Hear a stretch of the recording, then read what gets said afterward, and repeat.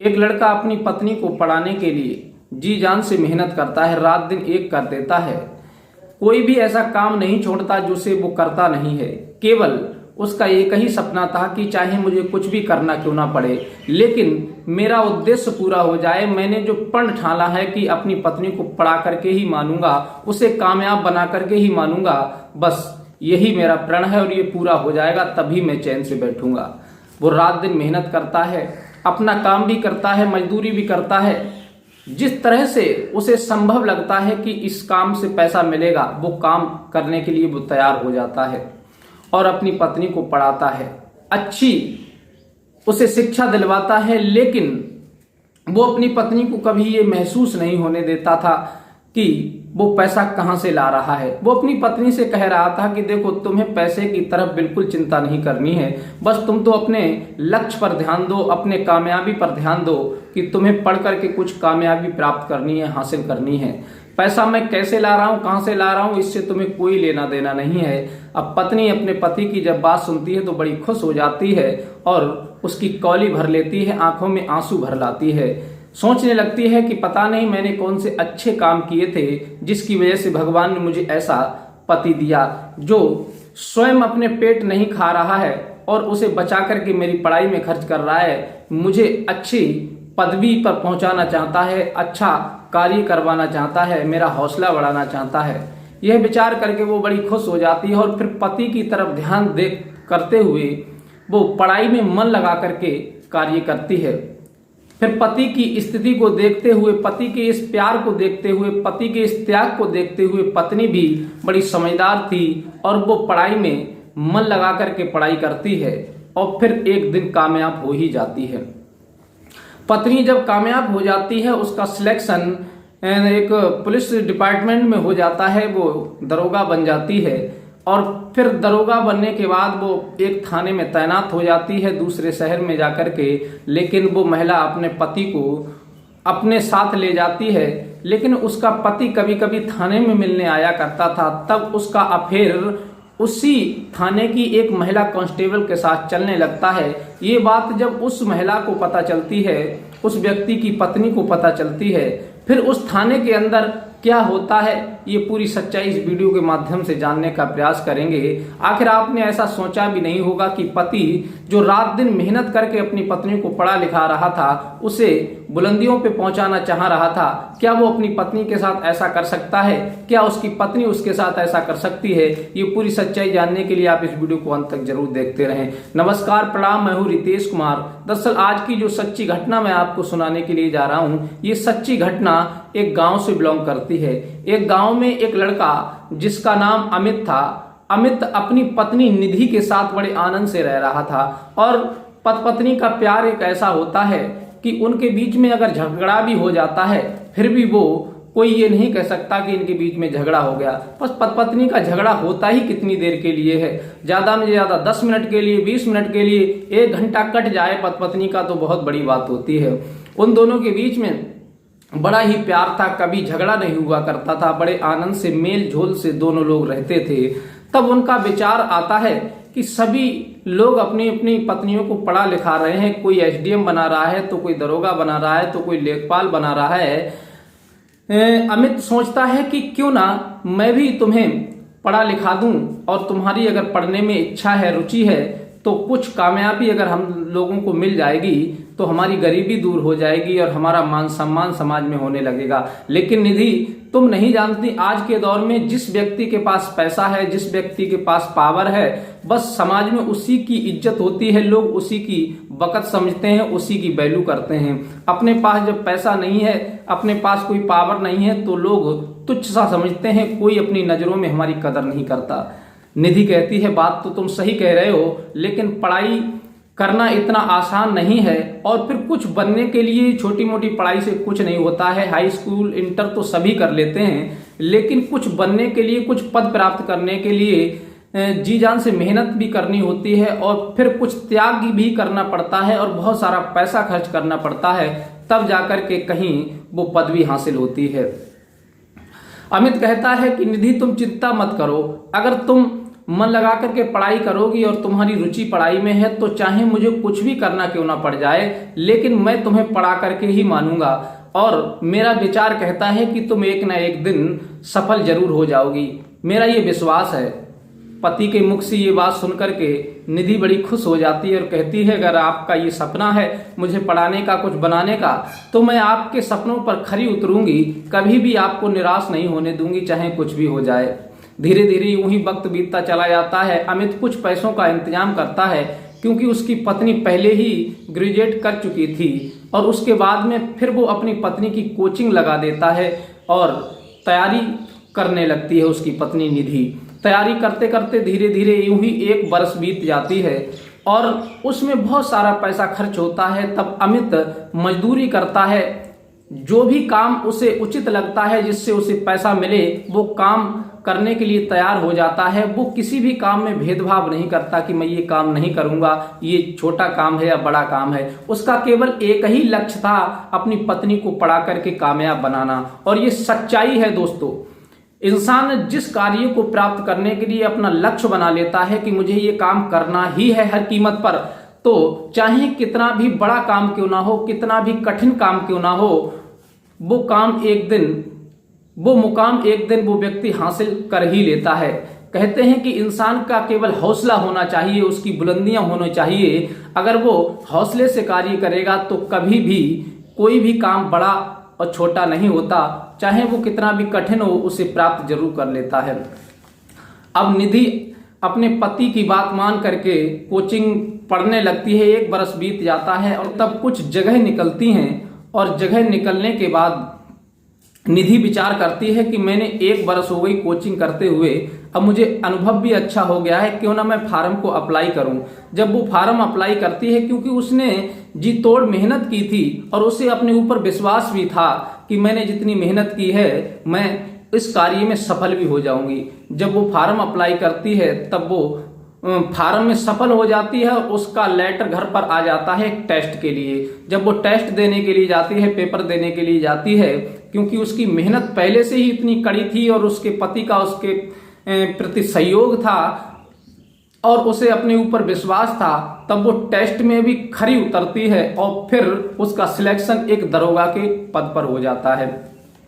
जब वो थाने में महिला दरोगा बन जाती है तब उसे दूसरे डिस्ट्रिक्ट में भेज दिया जाता है। तो अपने पति से कहती है, अमित देखो हमारी मेहनत रंग लाई और तुमने जो प्रण किया था वो प्रण भी कामयाब हो गया और मैं सफल हो गई हूँ। ये बात जब सुनता है अपनी पत्नी के मुख से तो वो बड़ा खुश हो जाता है, गदगद हो जाता है और अपनी पत्नी की कौली भर लेता है। आंखें भर आती हैं खुशी की वजह से कि मैंने जितनी मेहनत की थी, मेरी पत्नी ने जितनी मेहनत की थी और वो मेहनत हमारी रंग लाई। अब वो बहुत ज्यादा प्रसन्न हो जाता है। तब निधि कहती है कि ऐसा करो अमित, हमारा मतलब सिलेक्शन दूसरे डिस्ट्रिक्ट में हो गया है, क्योंकि पुलिस विभाग एक ऐसा विभाग है जो अपने ही डिस्ट्रिक्ट में ड्यूटी करने को नहीं मिलती है, इसलिए मेरा सिलेक्शन दूसरे डिस्ट्रिक्ट में हो गया है और तुम घर पर अकेले क्या करोगे रह करके। रही बात खेती की, तो खेती किसी दूसरे को बटाई में दे देना या फिर पेशगी उठा देना और तुम मेरे साथ रहो, क्योंकि मैं भी कमरे पर अकेली रहूंगी, मुझे अच्छा नहीं लगेगा। बस हमारा तुम्हारा वही टाइम पास होता रहेगा, मैं ड्यूटी करूंगी, तुम घर पर रहना, शाम को मैं आ ही जाया करूंगी और जब भी तुम्हारा दिल किया करे तो तुम थाने आ जाया करना। बस ये विचार बना करके वो पत्नी दोनों दूसरे डिस्ट्रिक्ट चले जाते हैं और वो महिला एक थाने में पोस्टेड हो जाती है और अपना कार्य करने लगती है, ड्यूटी करने लगती है। इधर अमित का जब कमरे पर दिल नहीं लगता तब वो अपनी पत्नी से, दरोगा से मिलने के लिए थाने चला जाता है।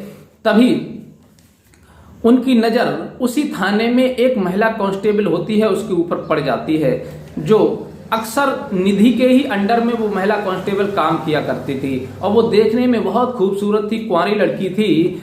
तब अमित की नजर उस महिला कांस्टेबल पर पड़ती है तो वो अपने मन में विचार सोचने लगते हैं कि ये तो बहुत खूबसूरत है, क्यों ना मुझे इससे दोस्ती करनी चाहिए, क्योंकि मेरी पत्नी पूरे दिन ड्यूटी पर रहती हैं और वो कमरे पर जाती नहीं है और इससे मेरी दोस्ती हो जाएगी तो फिर मेरा टाइम अच्छा कटता रहेगा। रात्रि को मैं अपनी पत्नी के साथ रहूंगा, दिन को इस महिला कांस्टेबल के साथ रहूंगा। ये विचार अपने मन में वो बना लेता है। धीरे धीरे यूं ही वक्त बीतता चला जाता है और नजदीकियां बढ़ती चली जाती हैं। तभी थाने में लोग पूछते हैं कि आखिर ये व्यक्ति कौन है जो रोज थाने में आकर के बैठ जाता है।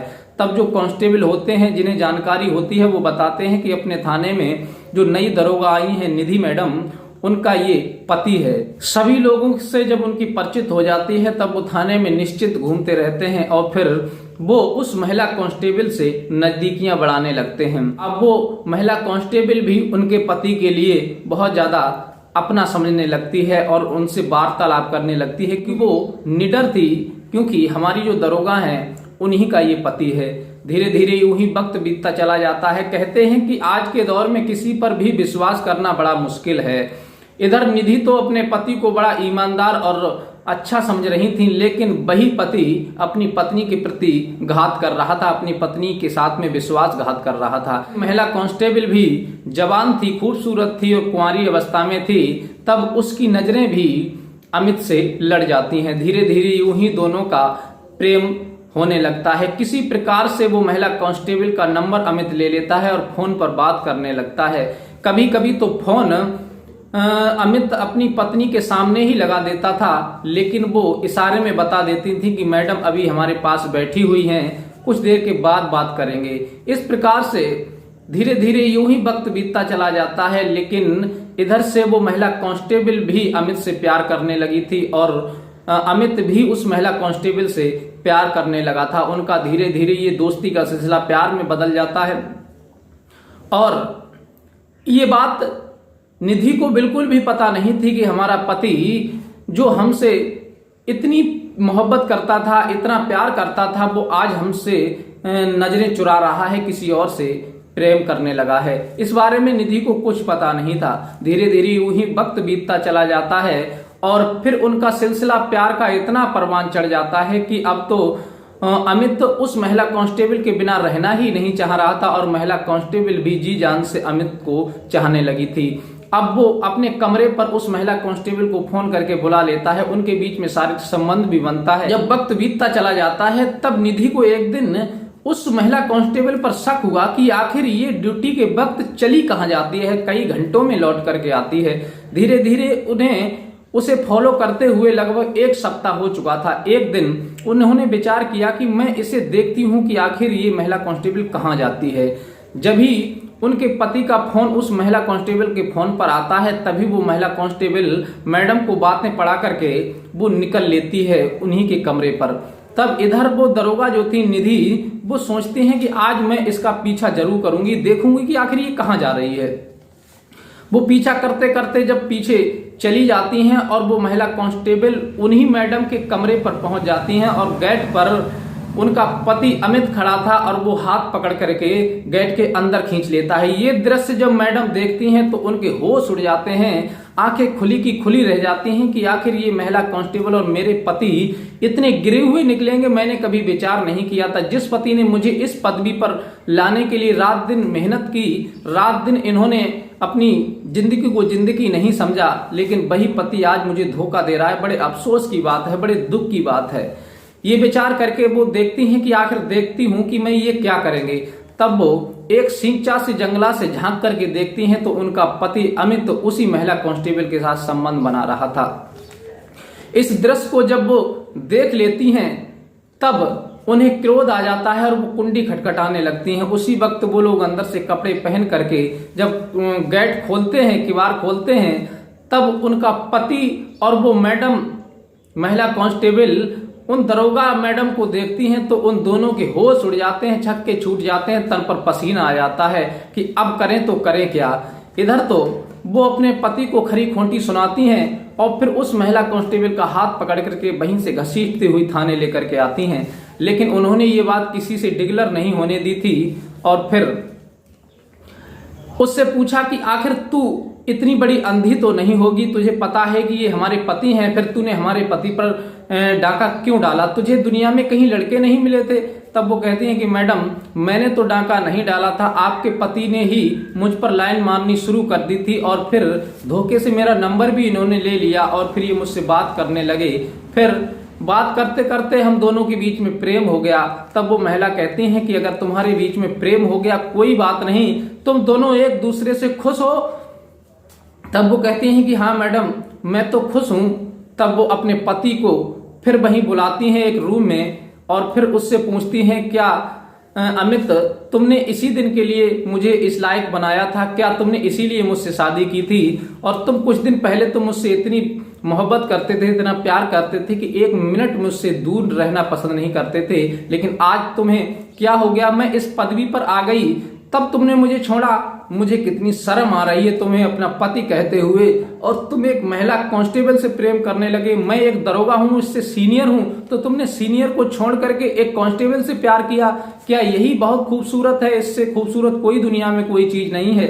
तुमने अपनी इज्जत की कोई कदर नहीं समझी, ना ही मेरी इज्जत की कोई कदर समझी।